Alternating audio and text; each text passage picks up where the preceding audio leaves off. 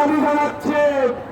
আমরা লক্ষ্য করেছি অন্তর্বর্তীকালীন সরকার তারা চেষ্টার পাশাপাশি কিছু জায়গায় ব্যর্থ হচ্ছে। তাই দ্রুত বিচারের দাবি জানাচ্ছি। আপনি কেন দ্রুত বিচার করতে পারতেছেন না এটা আপনাকে বুঝতে হবে।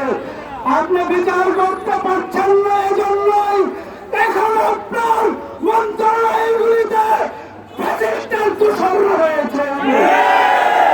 আপনাকে দ্রুত সংস্কার করে বিচারের দিকে আগাতে হবে।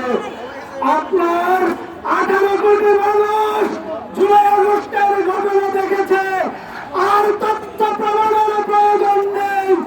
18 কোটি মানুষ সাক্ষী দেওয়ার জন্য প্রস্তুত আছে। 18 কোটি মানুষ সাক্ষী দেওয়ার জন্য প্রস্তুত। এত এভিডেন্স থাকার পরেও কেন আপনি বিচার করতে পারছেন না? আপনার কোথায় দুর্বলতা? আপনি যদি ভালো বিচার না উপহার দিতে পারেন, আপনার দিকে আবারও ছাত্র জনতা যমুনার দিকে যাবে।